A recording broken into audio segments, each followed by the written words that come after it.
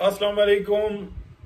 बड़ी ज़बरदस्त जो है मालूमात की जो है जंग चल रही है इस वक्त में। कोई आइडियाज़ लगा रहा है, कोई इंफॉर्मेशन ले रहा है, कुछ सीना गजट के ऊपर चल रहे हैं।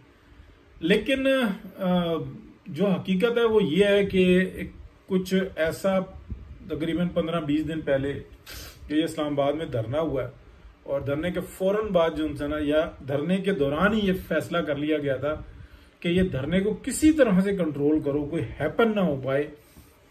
और साथ ही जो है ना, हमने ये एक्शन ले लेना, ये सारा जो है सिलसिला इसको कंट्रोल कर लेना। तो जिन्होंने भेजा था और उन्होंने ये बताया था कि आप ऐसा ऐसा एक्शन करें, हम ये सब कुछ कर लेंगे। तो जब ये यहाँ पर पहुंचे हैं तो जो एक नंबर टीम थी, यानी कि एक नेटवर्क है और एक नंबर है, ठीक है। ये एक डिफरेंस जो ना चल रहा है जो मालूमात की रसाई में, कि जो नेटवर्क है वो बाद में बना हुआ और वो पैरेलल चल रहा है उसके। तो बीच में ऐसा मिक्स हुआ है कि समझ में ही नहीं आ रहा कि ये नेटवर्क से कौन ताल्लुक है और ये एक नंबर से किसका ताल्लुक है, और बीच में ही जो ना घुसे हुए हैं। तो इसमें कोई किसी का कसूर तो नहीं है। अब मैं आपको बताऊं कि वो धरने वालों से जब तस्दीक की गई है तो वो उन्होंने भी बता दिया कि हाँ भाई, हमें तो इन्होंने ये बात कही थी तो हम चल पड़े। तो हम तो शुरू से ही आपके ताबे फरमान है, और ये मतलब बात तरीके से समझाने के लिए मैं ये बता रहा हूँ।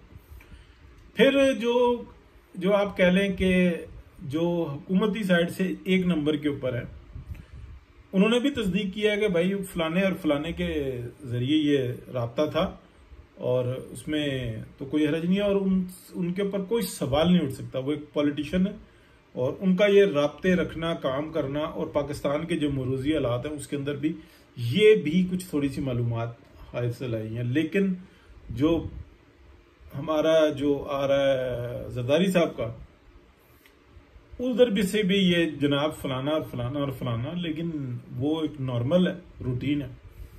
फिर नीचे का मैं आपको बताऊं कि बहुत सारे लोगों ने तस्दीक की कि हाँ ऐसा है और ये तो बिल्कुल नॉर्मल है।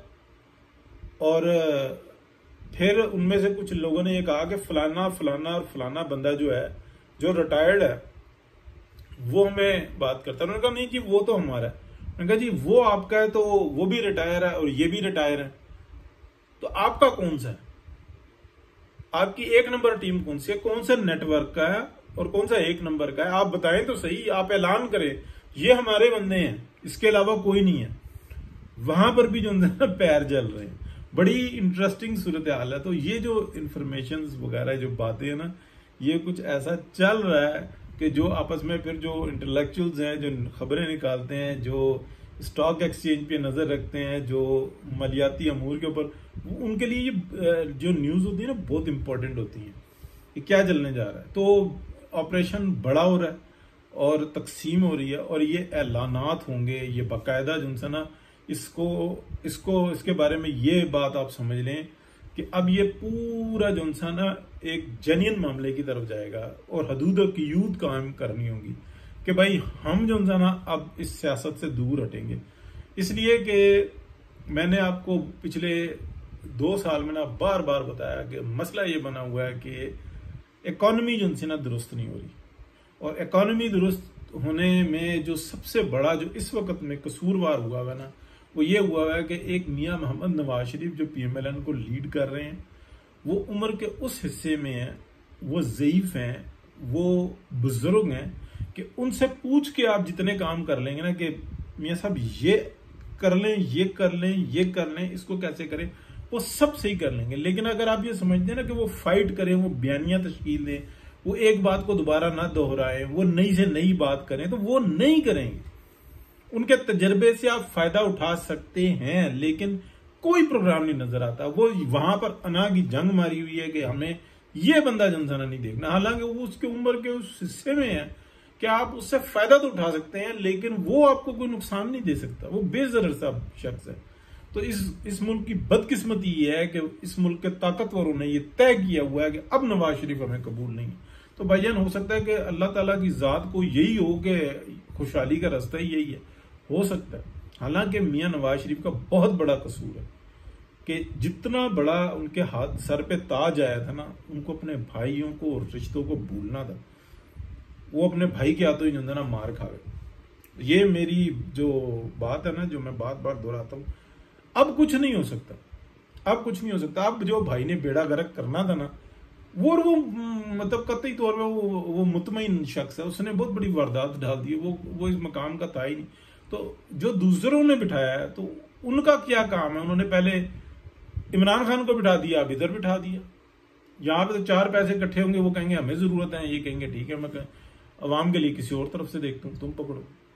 रेजिस्टेंस नहीं है ना, हक और सच की बात नहीं कर सकते। हाँ, वो जो एक बस नए चीफ को लगाने के मामले में वहां पाबंद किया हुआ था कि एक गलती तुम्हारी, वो उसमें फंस गए थे, हुए थे, चले। तो ये थी जी खबर कि मामला ऐसा चल रहा है, बड़ा खतरनाक है और बहुत बड़े पैमाने पे हो रही है।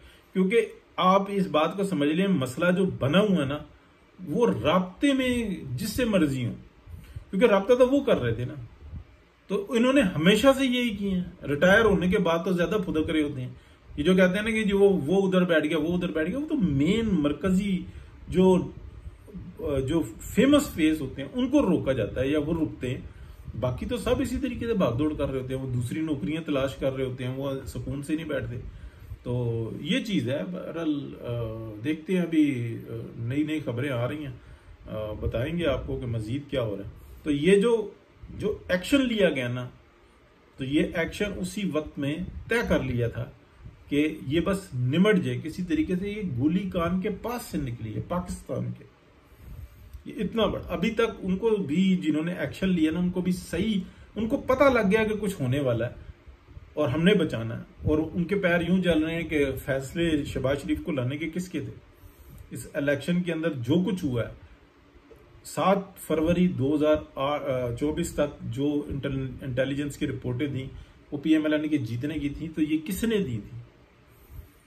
ये रिपोर्टें गलत थी या रिपोर्टें गलत पहुंचवाई गई थी? ये बहुत बड़े बड़े सवाल हैं। बहुत शुक्रिया जी, अल्लाह हाफिज।